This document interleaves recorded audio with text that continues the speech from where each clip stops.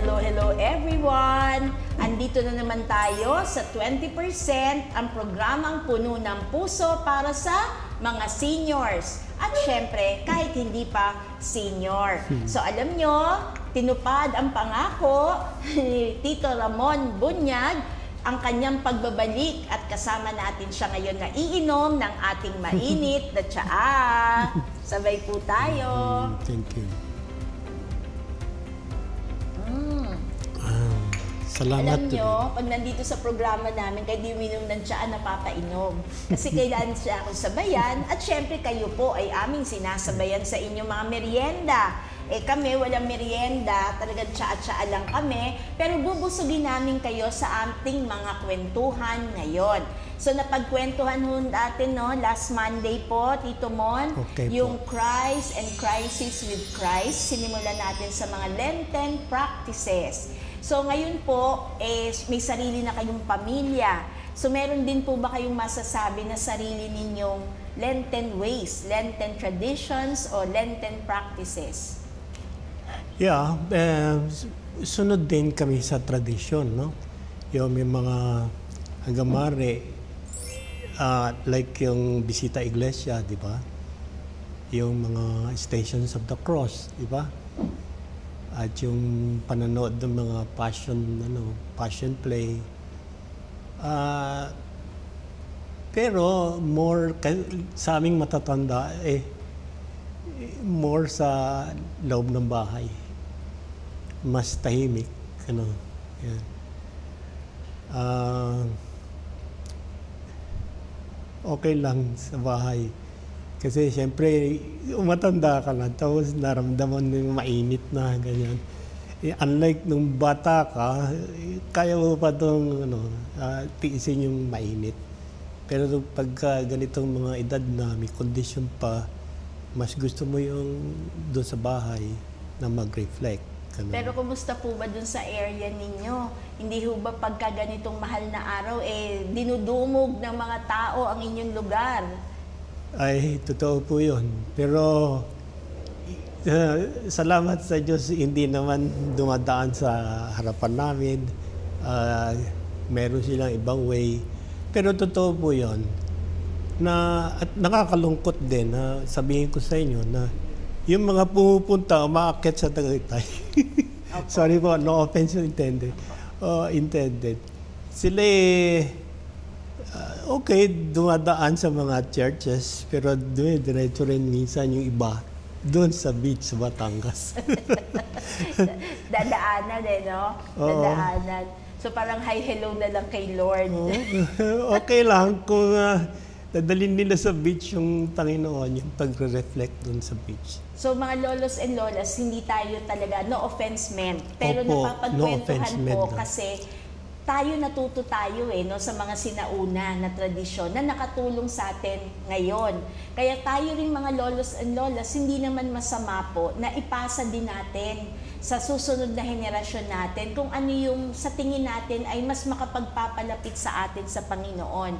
Kaya wag tayo, baka mamaya kasi dito mo tayo mga promotor no, ng pagsasabing ka na, beach na tayo. Ay, totoo po yun. Totoo po yun. Nakakalimutan minsan, hindi pa ho tapos ang mahal na araw, hindi ho sa Good Friday natatapos iintayin pa ho natin yung Easter Sunday. So may tayo, Easter waiting. Kasi mga excited, gusto Easter agad Oo nga sana nga ang mga bata ngayon may panahong makipag-usap sa ating mga matatanda. Kwentuhan, ano naging buhay mo nung bata pa kayo, ano yung mga kumbagay istorya ninyo sa buhay. Sana yung mga bata pang ganon na interesadong makinig sa kwento natin. At para sinasabi mo nga na mag-continue yung past namin sa present at kung kayo naman tumanda na, naging senior na rin, mayroon ding makikinig sa inyong mga bata at ipasa na naman sa susunod na henerasyon. I don't know. Siguro naman nangyayari yun sa ibang pamilya. At siguro naman marami din ganun. wala din naman natin alam kung ano yung statistics, di ba? Yes po. Okay. Pero hanggat tayo nandito, may time pa sa kwentuhan, kayo ho ay sumusubaybay, ibig sabihin, part pa talaga ng rhythm ng buhay nila yung magkwento, makinig. So kung ano man ang napapagkwentuhan natin, ay may mga kwenta naman ang ating mga kwento. Kaya ito'y nakakatulong sa atin para mas mapalalim natin yung humanity natin. Kasi po, bandang huli, ano yan may episodes sa buhay natin, di ba? Kung sa liturgical celebration nga, iba-iba rin ang season. Kaya hindi yan pare-parehong season. Tama po ba tayo? Opo. Sa akin, hindi sa naman, pero nung ako'y tinawag niyo para magsalita dito, talagang siguro grasya ng Diyos na hinalukay ko yung buhay ko. At hinati-hati ko sa mga episode. Nung ako'y wala pang asawa, at ano yung aking mga faith experience doon. Nung ako'y magkaroon ng girlfriend, meron din, di ba? Meron din nangyari na existential experience ng God. Nung ako'y may asawa na, isa pa yon, di ba? At ngayon nagkaanak na kami, that's another one hanggang ngayon. Para bagang, bawat isa ay nagiging foundational. At bawat episode may another foundational hanggang sa kumapal yung foundational. At yung mga anak namin na nakaka-witness ng aming mga ginagawa sa buhay bilang mag-asawa, yung care namin sa bawat isa ay witness sila doon sa aming pagmamahal at pag-aalaga sa bahay, at saka pag-aalaga din sa kanila, di ba? At marami akong kwento sa bagay na yan. Ayan, kwento yun na po. Gusto namin malaman yan. Ano ba yung mga magagandang kwento na binalik-balikan po ninyo? Okay. Ang referencing ko ay 10 years na pababa yung mga anak ko. Okay. May anak ako na babae kong anak na naging sickly. No? Sickly, labas-masok sa ospital. Wow, anong nangyari? Doon nagmula ang devotion namin. Kasi nagpunta kami sa Jesus Nazareno. Di ba may ang prosesyon na merong January 9? Yes po. Pero merong January 1. Yes. Yan ang prosesyon ng Quiapo na iniikot ang Nazareno sa maliit na area lang. Nung araw, hindi masyadong pinupuntahan ng mga tao yon. Kaya kami nagkakapasan. Pumapasan ako. Si Mrs. din. Talaga? Nagpapasan din siya. Siyempre, nangangamba. Minsan baka maipit sa loob. Siyempre, opo. Pero taon-taon, ginagawa namin yun. Tapos, nagkaroon din kami ng devotion sa Santo Niño. Madalas kami every Sunday sa Tondo. At parang magdasal para sa mga anak. Tapos dito sa Lipa, dinadala din namin sa mahal na biren ng Lipa. Tuwing first Saturday of the month. Tuwa-tuwa mga bata kasi pasyal di ba? Pasyal, meron pang ice cream. Habang nasa bus sila, kain. Ayun, maliit pa lang, na-introduce na sila sa mga ganong devotion. Kaya, masabi ko na yun foundational din para sa kanila. Yun ba? Tapos na ako doon sa bagay na yan. Sa episode na yun. Oo, episode na yan. Pero pang isa, nung nagtrabaho alam mo naman si Cora, nagtatrabaho din, At na-assign din siya sa overseas. So, siyempre, naiwan po sa inyo yung mga bata. Naiwan sa akin. Anong gagawin natin sa mga bata? One time, mga bata, Papa, bakit si mama nasa ganon? Hindi ko nasabing kung saan. Sa ganong country. And does he have to be there para kumita ng malaki? Ako din may tanong sa sarili ko, sa mind ko. So mahirap yung question nila. Mahirap. Ako din tinatanong ko, bakit yung asawa ko wala sa loob ng bahay ko? Oo. At siya na in charge na mag-alaga sa anak ko. Pero na-realize ko na yung misis ko, merong God-given gifts. God-given gifts. And the call of nature is irresistible. Na ang call niya is to share yung skills niya sa ibang tao. So it is not essentially money ang dahilan bakit siya nandun. Although, siyempre, okay lang din yun. Pero it is yung compensation na tinatanggap niya is just a natural consequence ng kanyang trabaho. Yes. Iyon. Siyempre, so... Nakuha po ba sa paliwanag ang iyong mga anak habang nandun sila sa stage ng pagtatanong na yon? I think so and I hope so. Kasi tahimik na sila after that. Payapa na sila. Wala na maingay sa loob. And then, siyempre, sa araw-araw, for 2 years, nandun doon si Mrs. Ito naman, si Mrs. just to make sure lang na nandun pa kami, tumatawag yan araw-araw. Talagang nagtsatsagang kausapin kami, kamustahin. Tsaka gusto rin niya, at gusto rin namin na ma-feel namin yung sense of family, even if there is a distance apart, no? Well, yung pang-araw-araw namin, yung pamumuhay, di ba? Ang anak ko mga anak ko nag-aaral sa Katipunan. Lahat na yan. Sabay-sabay nangyayari yun. Sabay-sabay yan. Dala-dala ko yung sasakyan namin. Iba, yung dalawa kong anak, may ibang schedule.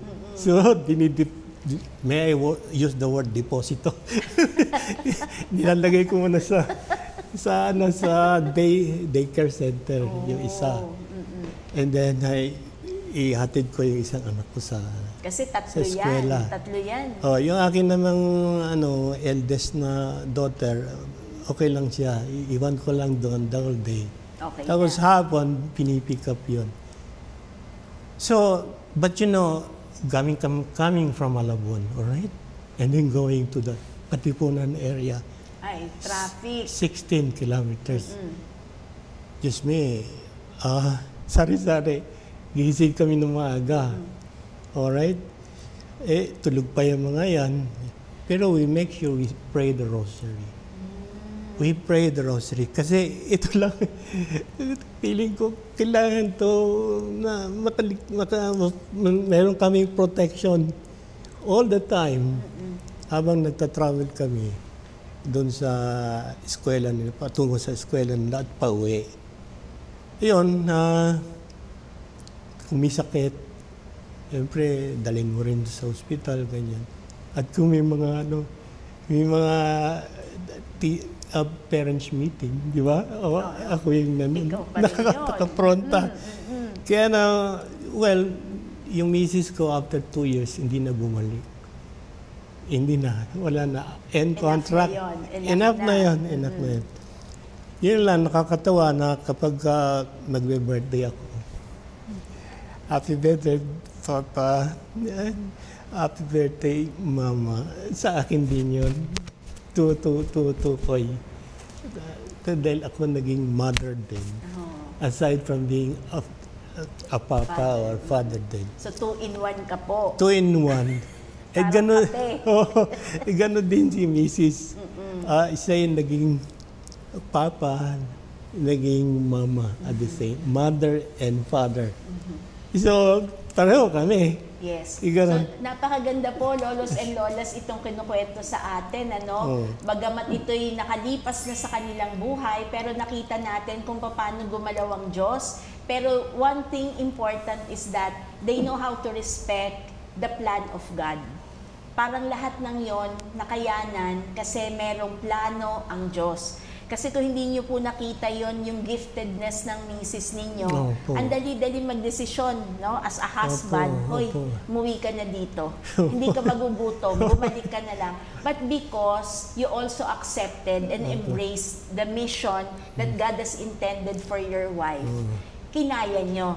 Pareho, both ends, nagsasakripisyo. And in effect, even the children were a part of that mission. Kasi kahit maliliit pa sila, nakibahagi sila eh. Hindi sila naging pasaway para kumontra o maging hindrance dun sa plano na yun ng Diyos. At a very good 2 years yun, ha? Ano yun? Nakakatuwa po yun. Let us praise the Lord. And give Him thanks. So meron pa ba kaming pwedeng malaman sa ibang episode ng buhay nyo? Pero tignan nyo ho, kalalaking tao ni Daddy Ramon, yung rosary ang naging sandata. Kasi normal na po yun sa mga mommies eh. No? Parang madali yun, lagi na yun naririnig. Pero ngayon sa testimony mo, with the rosary in your hand, yun ang naging stronghold mo during that time. Opo, ganun yan. E nung naglakihan ho sila, kumusta naman? Meron ng, habang nag-aaral pa, di ba? Siyempre, sumasabay pa rin sa akin sa trabaho, sa sasakyan, paghatid-hatid. Isa naman way namin eh. Ganon. Hindi pa rin nawala yung rosary pagka nandun kami sa sasakyan. Dire-diretso pa rin. I wanted to hear that. Kasi lolos and lolas, yun yung continuity. Doon ho tayo nakakabuo ng tradisyon sa pamilya. Yung constancy and consistency. Tama po ba, Tito Mon?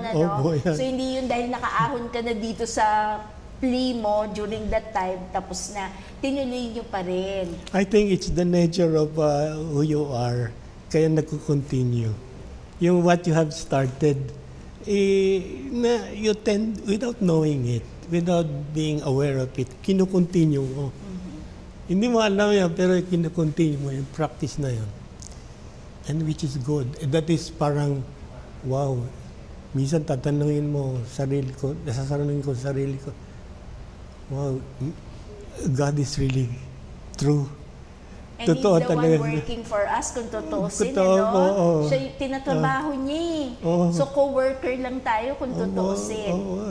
Parang buhay na buhay ang kamay ng Diyos sa amin from day 1 to up to this day. Parang ganun. Tito Mon, meron akong gustong-gusto nang itanong eh. Ano? Yung kumusta yung in-laws mo? Ay, okay naman po. Kasi parang natatandaan ko talaga, yun ang nabaon-baon ko na very close ka sa iyong mother-in-law. Ay, opo. Hanggang sa magkasakit siya, ako po nag-alaga. Kasama ko po yung aking anak na dalawa kami. Nung panahon ng pandemic, 4 years sa halos, namatay si nanay ng 2023. At the age of 92 yata. Uy, 92. Sisigaw tayo. Let us praise the Lord. Kasi yung umabot nga lang po ng 60. Magpapasalamat na sa Diyos. Pero siya nakaabot ng 92. At natawid niya pa yung pandemya, ha? Kasi sabi niyo, 2023 na siya eh. Nag-pass on. Yeah, pero humihina ng katawan niya. Opo. For medyo madugo na yung mga pag-aalaga. So talagang hands-on po kayo. Oo. Hindi ko maintindihan, pero sa sarili ko lang. Kung titingnan mo ang nanay, as nanay, it doesn't mean anything. Nanay na matanda, nanay na payat, nanay na gano'n ang damit, gano'n. Pero nahiya ako because kilala ko si nanay. Kilala ko yung naging sakripisyo niya sa mga anak. From the day na nagkilala kami ni Cora, nakita ko na yung hirap ng nanay sa kanyang pamilya. Talagang on hands siya sa mga anak niya. So sa akin parang my great mother-in-law. I call her sa aking prayer, always my great mother-in-law. she was an embodiment of inner strength. She was an embodiment of solid faith. At saka, she was the embodiment of unity. Because nandoon pa ang nanay, ipon pa yung mga anak. Yes.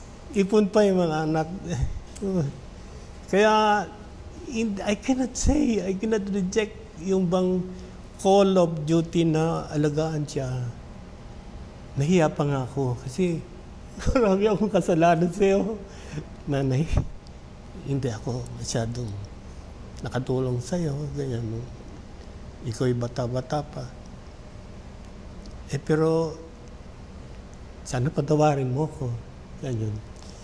At yung bagay na nagawa ko sa'yo, sana okay na rin para sa'yo. Nako, Tito Mon, pinapaiyak mo naman ng mga lolos and lolas natin, titos and titas, kasi very rare. No? One of a kind ka po, Tito Mon, as a son-in-law. Madalas yung mga ganyang kwento, daughters-in-law. Yan. No? Yung mga gano'n, yung mga manugang na babae. No? Madalas yan, parang common yan. Pero para sa mga anak na manugang na lalaki, medyo seldom yon. Kaya saludo ako sa iyo po at napaka-humble mo to share that piece of you to our viewers. So I'm sure ang mga wishes ng ating lolos and lolas, sana son-in-law ka rin nila. Bihirang-bihira. Pero sabi niyo po sa kwento niyo kasi nasaksihan mo nung kalakasan pa niya, kung ano siya, kung sino siya, yung pagkatao niya, and you admired her for that. Kaya yung panahon naman na siya na yung kailangang alagaan, ayun naman, you took on the role. Pero hindi pa rin yun madali. Kasi mas madaling magbayad ng caregiver kaysa mag-hands-on. Pero tayo sa mga kwentuhan natin in the past, kahit may taga-alaga pa, ikaw talaga yung hands-on. Iba po yun, no? Para rin sa pag-aalaga sa mga anak, no, maliliit ho yan, di ba? May yaya, pero andun ka. Pag gabi, wala na yaya, ikaw na talaga yon. Pag umihi yon, pag nag-change ka ng diaper, nung araw, lampen, hindi naman disposable diaper, di ba? Pagka-change mo nun, ibababad. Otherwise, papanghiyan, di ba? Pero yung ginawa niyo sa inyong biyenan, no? I'm sure talaga namang pinataba niyo po ang kanyang puso at mukhang kaya siya umabot ng 93. Tama ba? 93? 92 po. 92, dinagdagan ko na isa. 92 ay dahil sa pagmamahal na binigay niyo. Opo. Katulong ko po rin yung aking anak na eldest ko. Yeah, siya actually yung head nurse. Ako yung assistant. Siyempre, ako yung nagbubuhat, mabigat si nanay. Tama po. At kung may mga bed sores, yan, kailangan mo siyang italikod, igulong-gulong para makahinga yung likod, yung sugat. Don't tell me po, Tito Mon, nung siya ay nililibing, mas malakas ang iyak mo kaysa kay Tita Cora. At mapapagkamalian kayo ng pare, ikaw ba ang anak? At ikaw ang malakas ang iyak? Hindi naman po. Kasi alam namin na welcome na siya sa langit. Welcome na siya sa langit. Ang mga taong sanay sa hirap, hindi na nahirapan hanggang sa huling sandali. Kasi meron na siyang kasanayan. Sanay na siya sa mahirap na buhay. Kaya nga yun yung maganda sa mga madalas magsakripisyo. Yun din ang kagandahan sa mahirap ang buhay. Sanay sila. Unlike yung minsan, kung mayaman ka, ay, hindi mo alam. Comforts of life. Nagkaroon ka lang ng kaunting sakit. Ang sakit. Hirap. Kaya kung magkasakit, mamamatay na, aray ko po, ano pa to? Kung ano naiisip, nagiging magulo. Ang mga taong sanay sa hirap, ang kamatayan, hindi, baliwala na. Parang transition na lang po, Opo, tatawid ka na lang. Hintay na lang, transition period. Tawagin siya ng anghel niya. So nakakatigatig po, no? Tayo hindi natin alam ano yung endpoint natin. Pero itong pamilya na binaong kwento ni Tito Mon sa atin ay nagpapaalala sa atin talaga sa diwa ng Lenten season, yung pagpapasa ng krus ng ating mahal na Panginoon. At very surprising na dahil dun sa pagiging sakitin ng inyong anak ay naakay kayo dun sa different devotions ninyo, tulad ng mahal na Nazareno, ng Santo Niño at ng ating mahal na ina. Kaya talagang kapit lang talaga sa Panginoon, no? At sabi nga, may pinagmumulan, may dinadaanan. Kaya yung ating patutunguhan ay hindi naman hanggang dito lang, Tito Mon? Opo. At saka, tandaan ninyo, ang buhay, kailangan kabisado nyo. Yung nakaraan nyo, hindi dapat kalimutan. Lagi yung binabalikan yung mga nakaraan ninyo at para magabayan tayo sa mga susunod nating gagawin. Kasi yung mga nakaraan natin naging foundational sa atin, sa buhay natin. At hindi matitinag ang ating faith kung lagi nating naalala. So ibig sabihin ba, Tito Mon, yung crosses that we have in life, parang unavoidable yun. So let us not do away with the crosses, but rather face it, accept it. And it is a grace. It is a grace to have all those sufferings. Naku, Tito Mon naman, sasabihin ng lolos and lolas, magpuprotesta. Pasang krus ko na, grasya pa ba yun? Opo, miski po, bad people, pasaway, mahal din po sila ng Diyos. Ang Diyos hindi po nag-exclude. Lahat inclusive. Lahat inclusive. Miski na yung a piece of stone, isang dakot na lupa, mahal ng Diyos. Lahat tayo mahal ng Diyos. Kaya, lahat nyo ay pagdasal natin. Amen. Ganon. So alam ninyo, gusto ko rin i-share sa inyo yung kung ano sinasabi sa Psalm 61 verses 1 to 4. Para itong panaghoy parang humihiling sa Panginoon, no? Wow. Nagpe-pray siya. Ang sabi niya, "Hear my cry, God. Give your attention to my prayer. From the end of the earth, I call to you when my heart is faint. Lead me to the rock that is higher than I, for you have been a refuge for me, a tower of strength against the enemy. Let me dwell in your tent forever. Let me take refuge in the shelter of your wings." This is Psalm 61 verses 1 to 4, confidence in God's protection. So Tito Mon, wag pala kayong matakot. Lahat naman tayo may pagdadaan ng krus sa buhay. Totoo po yun. Kung minsan po, ang Diyos isang contradiction. Isang contradiction. Hindi mo maintindihan siya. It's a mystery always. God is always a mystery. Because nababalot siya ng mga contradiction na hindi natin maintindihan. Pero ang totoo, contradiction transformative. Always transformative. So Tito Mon, yung crosses na dala-dala namin, kung transformative yon, ibig sabihin may hinihintay kami na something good, something positive that will come out from that crisis. Opo. I-welcome po natin ang ating mga contradiction sa buhay. Ang hirap nun, Brother Mon, kasi yung mga kontrabida sa buhay namin, ayaw namin yun. Joke lang po. Pero minsan ang process kasi na mas mabigat dalhin ay tao.